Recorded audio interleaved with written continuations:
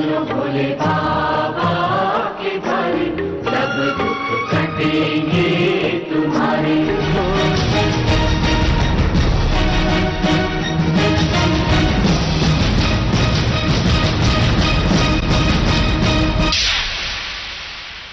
बिंदास बोल में हम आपके सामने हाजिर हैं मुद्दा लेकर अमरनाथ का, और हमारे परम पवित्र भूमि, देश का अविभाज्य अंग, हम जिसको हमारे देश का नाक कहते हैं, उस कश्मीर से जुड़ा। जी हाँ, जैसे कि आप देख रहे हैं मेरे पीछे भगवान अमरनाथ को हम दिखा रहे हैं, और ये दो विलन हैं। एक है भगवे कपड़े में स्वामी अग्निवेश, जिनका कहना है कि ये तो एक प्राकृतिक घटना है, इसे कोई भगवान या अमरनाथ मानने की जरूरत नहीं है। इसके ऊपर काफी बवाल हो रहा है, लेकिन अभी तक स्वामी अग्निवेश ने अपने शब्दों को वापिस नहीं लिया है। भगवा कपड़ा पहनकर भगवान को नकारने वाली स्वामी के ऊपर भी आज आपको राय देनी है। और जिस देश में रहते हैं, जिस देश का नमक खाते हैं, जिस देश का लाखों अरबों करोड़ों रुपए का अब तक अपने स्थानीय विकास के लिए भारत सरकार से लेने के बावजूद कश्मीर को पाकिस्तान से जोड़ने की या देश से तोड़ने की बात करने वाले सारे लोग अमरनाथ यात्रा पर ही क्यों इतने खफा है। जी हाँ, इसका हमने एक कारण निकाला है कि ये सब कुछ अमरनाथ की यात्रा पर इसलिए इतना गुस्सा है क्योंकि अमरनाथ यात्रा ही है जो देश को कश्मीर से जोड़ती है, और ये इनके मिशन का अड़ंगा है। आइए हम आपको आपकी प्रतिक्रिया लेने के पहले दिखाते हैं पूरे मुद्दा। हर साल की तरह इस साल भी अमरनाथ यात्रा को विवाद से शुरू किया जा रहा है। पिछले कुछ सालों से यात्रा अलगाववादियों के निशाने पर है। इस बार तो सर्वोच्च न्यायालय के आदेश के बावजूद यात्रा की अवधि को 15 दिन घटाया गया। साथ ही नक्सलवादियों और देशद्रोहियों के हमदर्द होने का आरोप झेल रहे स्वामी अग्निवेश ने तो अमरनाथ को भगवान मानने से ही इनकार कर दिया, और ऐसा बयान मीडिया में भी दिया है। अलगाववादी अब इस भगवा वस्त्रधारी के बयान को आधार मानकर इस यात्रा का विरोध कर रहे हैं। तो जिसको मैं धार्मिक पाखंड कहता हूँ, पर अमरनाथ में वो शिवलिंग जो है वो पिघल जाता है, तो ये गवर्नर भागा हुआ जाता है यहाँ, समझे ना। ये वाले तो नहीं, इसके पहले वाले को मैंने देखा। नेचुरल फेनोमेना है, ऊपर से बूंद टपकती है तो नीचे आइस बनता है। ये हम लोग ज्योग्राफी में पढ़ा करते थे। अब इसको बना दिया मंदिर, और इसको बना दिया देवता, और इसको बना दिया। ऐसे में केवल अग्निवेश जैसे विवादित तथाकथित स्वामी के बयान पर चर्चा करने के बजाय हम आपको इस समस्या के तह तक ले जा रहे हैं। हकीकत में देखा जाए तो कश्मीरी अलगाववादी नहीं चाहते कि ये हिंदू मंदिर बना रहे। पिछले दिनों जानबूझकर ऐसा माहौल बनाने का भी आरोप लगा। ये भर कहा गया कि शिवलिंग को बनाने ही नहीं दिया गया, वहां गर्म माहौल रखा गया ताकि शिवलिंग बने ही ना, और बने तो भी वो जल्दी पिघल जाए। कुल मिलाकर इस 2 महीने की यात्रा ने कश्मीर को भारत से पक्का जोड़ के रखा है। ये यात्रा बंद हो जाए तो कश्मीर को देश से तोड़ने की साजिश कामयाब हो सकती है। इसीलिए लगातार इस यात्रा पे कोई न कोई विवाद खड़ा किया जाता है। इस बार भी ऐसा ही हो रहा है। इसीलिए हम आपसे पूछ रहे हैं सवाल कि क्या कश्मीर को देश से अलग करने वाले ही अमरनाथ यात्रा के विवाद को खड़ा कर रहे हैं? तो आइए करते हैं चिंतन और बनाते हैं रणनीति हमारे इस स्वर्ग को बचाने की और आस्था पे हो रहे आघात को रोकने की। तो उठाइए फोन और बेखौफ होकर दीजिए अपनी राय, या दिखाइए हिम्मत इतनी कि देशद्रोहियों को पाकिस्तान भागना पड़े। तो बात केवल भगवान की नहीं है, बात देश की भी है, और इसलिए इस देश के स्टोरी में विलन के तौर पर देशद्रोही आना स्वाभाविक है। ऐसे में आप जैसे देशभक्तों ने आवाज बुलंद करने की आवश्यकता है, ताकि एक तो ये पाकिस्तान भाग जाए, या कम से कम अपना मुंह छिपाकर कहीं अपने आवाज को बंद कर लें। आपकी आवाज आपसे हम लेना शुरू करेंगे। आप अभी कॉल कर सकते हैं, अपनी प्रतिक्रिया को दे सकते हैं। हम आपके कॉल को विदाउट एडिट, डायरेक्ट लाइव हमेशा की तरह दिखाएंगे बिंदास बोल में। पहले कॉलर से बात करते हैं, देखते हैं क्या कहते हैं। हेलो, नमस्कार भाई साहब। नमस्कार। हाँ, मैं इस विषय पे ये कहना चाहूंगा कि जो आज का मुद्दा है क्या अमरनाथ विवाद कश्मीर को तोड़ने की साजिश है। पहली बात तो ये सच्चाई है कि अमरनाथ का जो विवाद है ये कश्मीर को तोड़ने की नहीं, पूरे भारत को तोड़ने की साजिश है। क्योंकि इसमें 2 प्रकार के लोग, 2 प्रकार की धारणाएं और 2 प्रकार के पंथ कार्य करते हैं। एक तो वो है जो कश्मीर में अलगाववादी लोग हैं, एक वो है जो हिंदुत्व के नाम का चोला पहन के देश में धार्मिक पाखंड इसको बताते हैं। मैं इसमें ये मानता हूँ कि जैसे स्वामी अग्निवेश ने इस विषय में बयान दिया, ये एक किस्म से इसमें राजनीतिक बू आती है कि शायद ये हिंदुत्व को कमजोर करने के लिए कांग्रेस से इनका कोई ऐसा प्रोपगंडा इन्होंने किया कांग्रेस के साथ मिलकर। धन्यवाद आपका प्रतिक्रिया देने के लिए। अगले कॉलर से बात करते हैं, उनकी प्रतिक्रिया लेते हैं, देखते हैं क्या कहते हैं। नमस्कार। नमस्कार जी। हाँ, ऐसा है, जो ये हमारे नेता हैं, हाँ, अग्निवेश जी है, ये बोल रहे हैं कि ये बर्फ का शिवलिंग है, इसकी पूजा मत करो। कभी ये शिवलिंग पे सवाल उठाते हैं, कभी रामचंद्र पे सवाल उठाते हैं कि नहीं है, कुछ नहीं है। अगर ये इतने ही अपने आप को विद्वान समझते हैं तो मुसलमानों के किसी या सिखों के किसी धर्म पे कोई भी कटाक्ष करके ये देखे तो इनकी क्या गति बनती है। एक तो हिंदू जो है ये सोए हुए हैं, मरे हुए हैं, इनको कोई प्रॉब्लम इससे नहीं होते, कोई जो मर्जी बोले। जो हिंदुओं के लिए बोलेगा सबसे ज्यादा गलत बोलेगा वही हिंदुओं मतलब कि हीरो बनेगा। इनको ये है कि 26 जनवरी को अगर कोई बंदा वहाँ पर कश्मीर में अपना झंडा फहराने के लिए जाता है तब उसको अरेस्ट करते हैं। 47 से लेकर आज तक जिनकी आप ये फोटो बता रहे हो, कौन ये नेता है अलगाववादी, उनके घर पे मुसलमानों का पाकिस्तान का झंडा झूल रहा है, उसको हटाने के लिए गवर्नमेंट क्या कर रही है? कभी इन्हें नहीं पता लगता है कि क्या हो रहा है। बिल्कुल। आपको क्या लगता है कि स्वामी अग्निवेश भगवे कपड़े पहन के ऐसा क्यों करते हैं? ये तो चोर है, ये कांग्रेस का एजेंट है, इससे जो चाहे वो बुलवा लो। अगर इसको इतना दम है तो मुसलमानों के या सिखों के धर्म पे को कटाक्ष करके देखो, फिर इसकी देखो क्या गति बनती है और ये कहाँ जाएगा, मुँह छुपाएगा, फिर देखता हूँ इसको।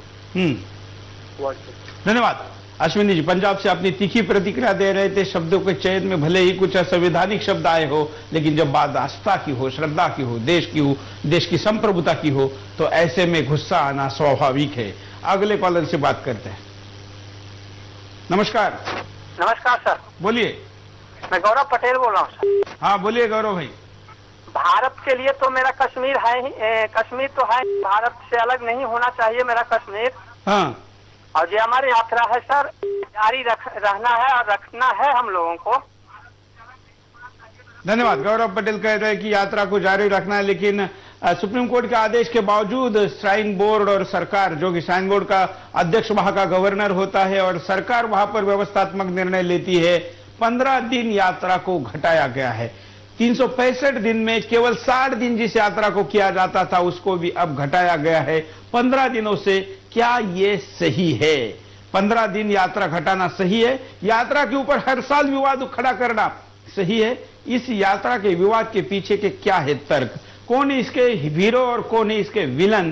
क्या राय है आपकी? आपको देनी चाहिए। हम नजर डालते हैं कारणों पर कि क्या कारण है ऐसी घटनाएं होने के। अमरनाथ यात्रा पे विवाद खड़ा करने से आने वाले दिनों में भी इस स्थान को भी विवादित बनाए जाने की रणनीति है, जिसे आगे चलकर अयोध्या या मथुरा जैसे जगह में तब्दील किया जाए और वहां देश भर के श्रद्धालु आने जाने बंद हो जाए। अलगाववादी कश्मीरी देशद्रोही नेता इस यात्रा को उनके संघर्ष लड़ाई में सबसे बड़ी बाधा मानते हैं। स्वामी अग्निवेश जैसे गूढ़चरित्र के लोग इसमें आने से इसको हवा मिलती है। जो चोला तो हिंदुओं का पहनते हैं, लेकिन बात ऐसी करते हैं जिससे विरोध। सरकार के 2 साल का रिपोर्ट कार्ड घोटालों से घिरी रही सरकार, देश में घोटाले होते रहे कि हम देखते रहे।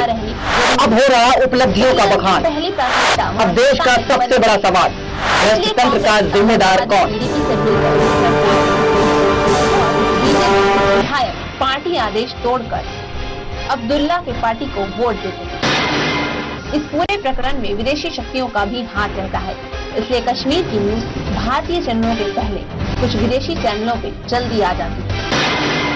देश के तथाकथित कुछ सेकुलर नेता और दल इसे हिंदू मुस्लिम मानकर गलत बयान देते हैं, जबकि ये देश का मसला ज्यादा है। तो ये कारण है। इन कारणों के साथ और भी हम चर्चा के द्वारा कारणों पर इजाफा करेंगे, आगे बढ़ेंगे। एक कॉलर अपनी प्रतिक्रिया को देने के लिए काफी देर से प्रतीक्षा। नमस्कार।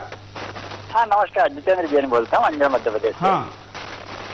असल में ये सब सोची समझी साजिश है और इस अमरनाथ यात्रा के माध्यम से जो अलगाववादियों के एजेंट हैं और उनमें कई लोग ऐसे हैं जिन्होंने भगवा चोला ओढ़ रखा है, जैसे स्वामी अग्निवेश जैसे लोग। स्वामी अग्निवेश का चरित्र सारा देश जानता है कि इस व्यक्ति की भूमिका विभिन्न विवादास्पद मामले हैं जो जिससे देश को नुकसान होता है, इसमें किस प्रकार की रही है। इस आदमी की भूमिका आप नक्सलवादियों के मामले में ले लीजिए, राष्ट्रद्रोहियों को बचाने के मामले में ले लीजिए, कम्युनिस्टों का समर्थन करने के मामले में ले लीजिए। एक तरह से ये व्यक्ति अलगाववादियों का और देशघाती लोगों का दलाल है, ये मानना चाहिए।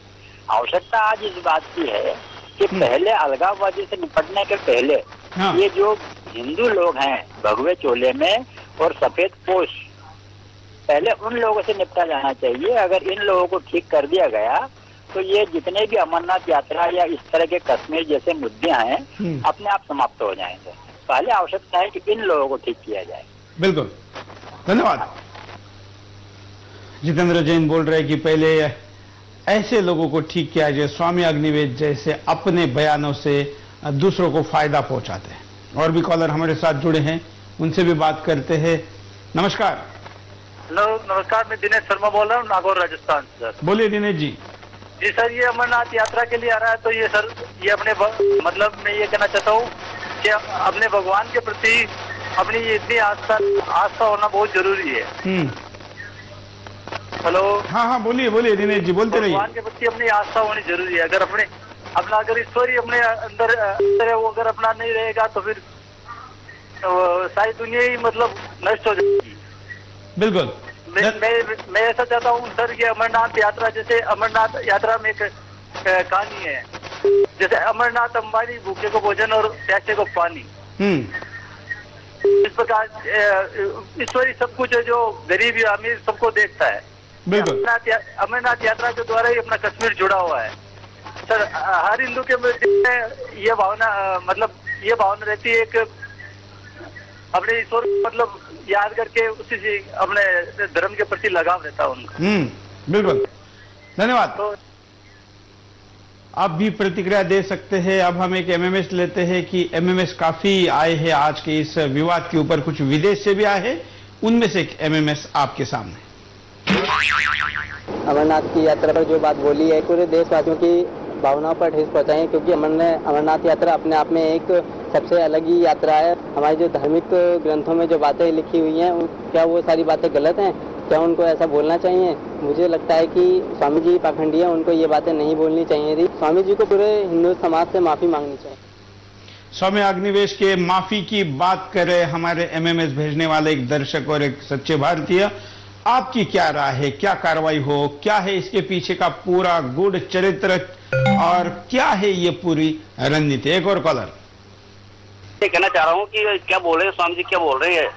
बिल्कुल, स्वामी जी कह रहे हैं कि ये बर्फ अपने आप बनता है, ये भगवान कुछ नहीं है।